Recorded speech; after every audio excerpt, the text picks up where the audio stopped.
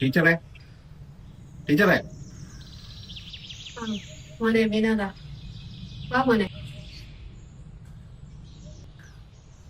മാഷി വാ അകത്തുണ്ട്.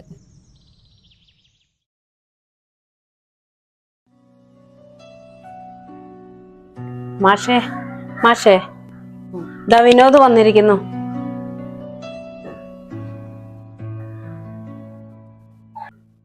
എപ്പോഴെങ്കിലും ഒന്ന് കണ്ണു തുറക്കും, പിന്നെ ഒരേ കിടത്ത.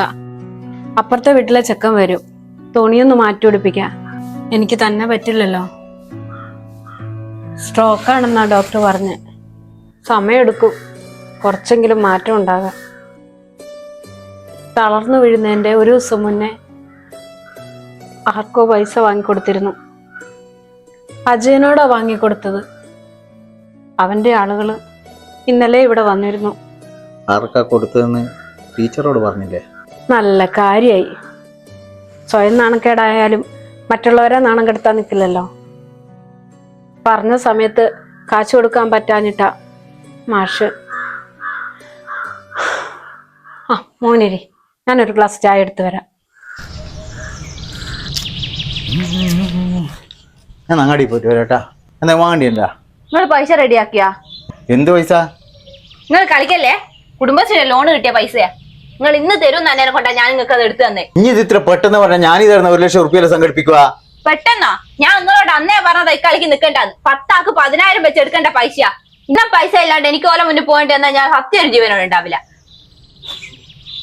നീ മരിക്കുമെന്ന് പറഞ്ഞിട്ടുണ്ടെങ്കിൽ ഇതിന്റെ മുന്നേ എന്നെ കൊണ്ട് കുറച്ച് പൈസ ഞാൻ കടമായിരിക്കും.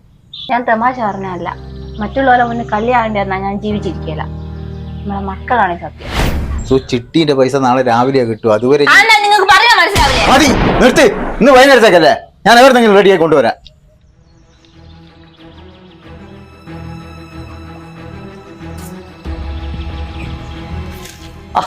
വിനോദ വാ കയറി കയറി ഇരിക്കാനുള്ള ഒരു മാനസികാവസ്ഥയിലെല്ലാം പറ്റിയിരിക്കാം. എന്നാടോ ഇത്ര വലിയ പ്രശ്നം?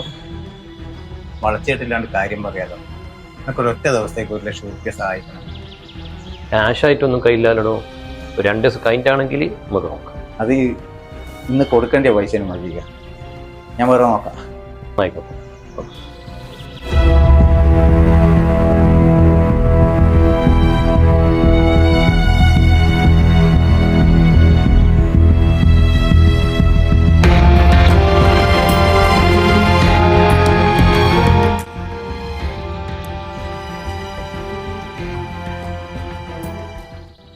ആ വിനോദോ, എന്തൊക്കെയാ വിനോദ വിശേഷമോ?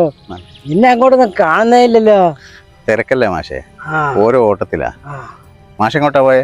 ഞാൻ ഗുളിക വാങ്ങിക്കാൻ പോയതാ. ഇതിന്റെ ബലത്തിലല്ലേ കാര്യങ്ങളുടെ പോക്ക്. അറ്റാക്ക് ഒന്ന് കഴിഞ്ഞതാ. ആ എന്നാ ശരി മോനെ, ഇടക്കൊന്ന് വീട്ടിലോട്ടൊക്കെ വാ. ആ എന്നാ ശരി മാഷേ, ഞാൻ വരാം. മാഷേ. എന്താ മോനെ? മാഷേ, ഞാനൊരു ചെറിയ പ്രശ്നത്തിലാ. മാഷ എന്നെ ഒന്ന് സഹായിക്കണം. നിനക്കെന്താ ഇത്ര വലിയ പ്രശ്നമോ? സംഗതി പറ.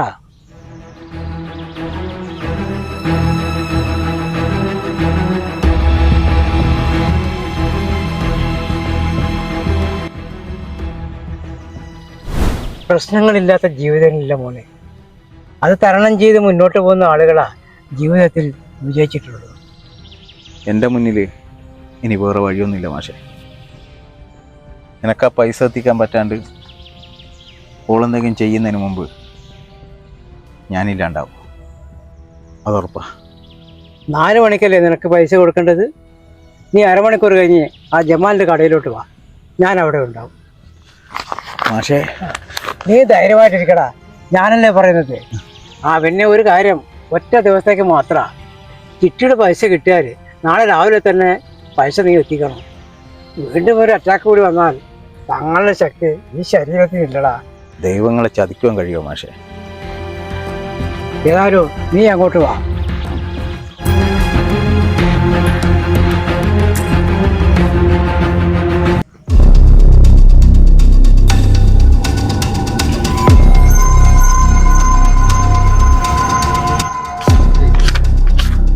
എന്ത് കാലത്താണോ ഉള്ളതൊക്കെ തിന്നും കുടിച്ചും ചുറ്റി നടക്കുന്നേ?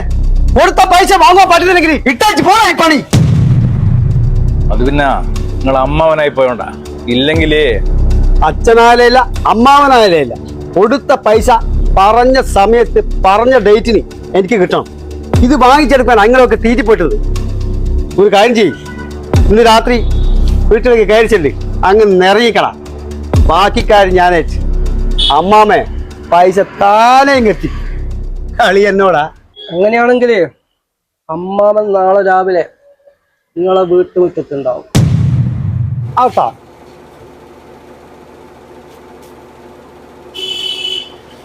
ആ മാഷോ, എന്താ മാഷേ ഈ വഴിക്ക്? ഞാൻ മോനൊന്ന് കാണാൻ വന്നതാ.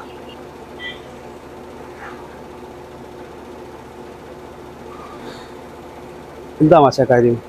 ഈ മാഷെന്തിനാ ഈ വയ്യാത്ത കാലത്ത് ഇയാൾ അണ്ണാക്കിൽ വന്ന് കയറിയായി?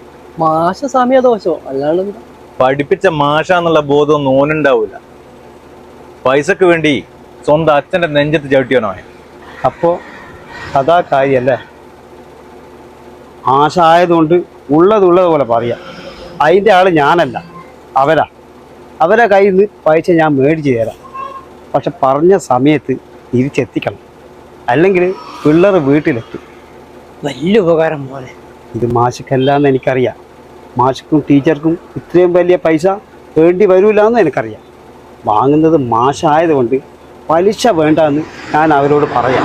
പക്ഷേ കൃത്യസമയത്ത് ഉച്ചയ്ക്ക് മുന്നേ പൈസ തിരിച്ചെത്തണം. അത് ഞാൻ ഏറ്റി. നാളെ ഉച്ചക്ക് മുമ്പ് പൈസ ഞാൻ എത്തിക്കാം. എന്നാൽ മാഷ് അവരോട് വാങ്ങിച്ചോ, ഞാൻ അവരോട് പറയാം.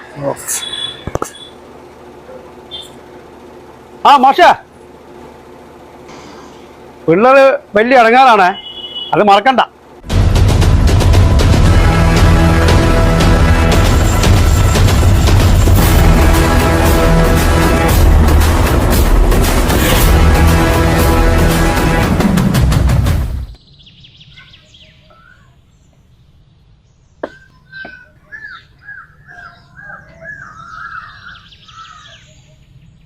അല്ല എനിക്ക് അത്തക്കില്ലേ പോയ കാര്യം എന്തായി? മോളെ, വിനോദ് ഒരു വാക്ക് പറഞ്ഞിട്ടുണ്ടെങ്കിൽ അത് പാലിച്ചിരിക്കും. ഞാള് തറവാടിയല്ല കേട്ടാ. അറിയാന്ന് എനിക്കറിയാം. അത് വാടിയതോ വാടാത്തതോ എന്നാ തിരിയാണ്ടുള്ളൂ. പൈസ പിന്നെ ഇതിൽ 10,000 എനിക്കുള്ളല്ലേ, ഒരു 5,000 റുപ്യ ഞങ്ങൾക്ക് തരണം. നാളെ രാവിലെ അങ്ങ് തരും. അത് നാളെ ചിട്ടി കിട്ടിയിട്ട് അങ്ങ് എടുത്താൽ മതി. ഇതിൽ നിന്ന് ഒരു 5 പൈസ തരികയല്ല. പാലം കടക്കോളം നാരായണ പാലം കടന്നു കഴിഞ്ഞാൽ കൂരായണം. എന്താ അതെ ഭായി, ഞാൻ പറഞ്ഞ മനസ്സിലായ? അതായത് ഈ കൂര മട്ടിയില്ല, മണ്ണ് അത് തീർത്തു അപ്പാട് മുഴുവനും അങ്ങോട്ടെ സൈഡിലേക്ക് മാറ്റുക. ഓക്കെ. എന്നിട്ട് കല്ല് പത്തല് എന്താടോ അതല്ല. പണ്ട് അച്യുതൻ മാഷ് ഹിന്ദി ക്ലാസ് എടുക്കുമ്പോ പുള്ളിയെ തമാശാക്കിയിട്ട് ഒന്നും പഠിക്കൂലായിരുന്നു. ഇപ്പൊ ബംഗാളിയോട് ഒരു ഹിന്ദി പറയാൻ പറ്റുന്നില്ല. ഇപ്പൊ അതിന് സങ്കടം മനസ്സിലാണ്. എന്തൊരു കഷ്ടം ആലോചിച്ച് നോക്ക്. എല്ലടോ നമ്മളെ ബിനോനെ പോയി ഓൻ ചിട്ടിന്റെ പൈസയും കിട്ടിയിട്ട് ഓൻ സാധനവും വാങ്ങിക്കണം ഇവിടെ വരുവേ. 4 മണി നമ്മൾ ഇവിടെ എത്തുന്ന പറഞ്ഞേ.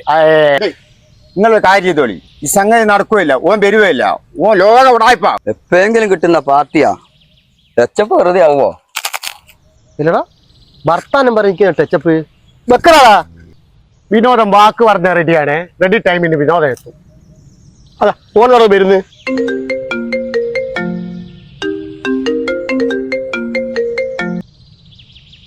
മാഷേ, ചിട്ടിയുടെ പൈസ കിട്ടും. കുറച്ചങ്ങ് വൈപ്പോയി, 2 മണിയായി കിട്ടുക. ഞാൻ എത്തി, ഒരു 10 മിനിറ്റ് കൊണ്ട് എത്തും. ഓക്കെ, ശരി മാഷേ, ഓക്കെ. ഇവിടെ ചെലവ് ഇന്റെ വകയാണെങ്കിലും കാത്തുക്കുന്ന ഒരു പരിധി കേട്ടാ.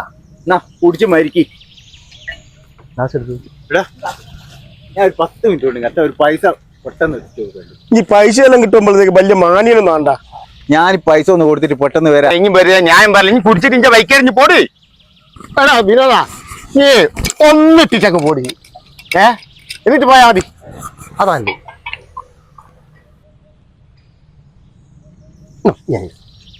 കുടി കുടിക്കേ. അങ്ങ് കുടിക്കും. ആ അതെയാ, ഇന്ന് രാത്രി തന്നെ എത്തിക്കാം. ആ എത്തിക്കാം. ഓക്കെ. Okay okay.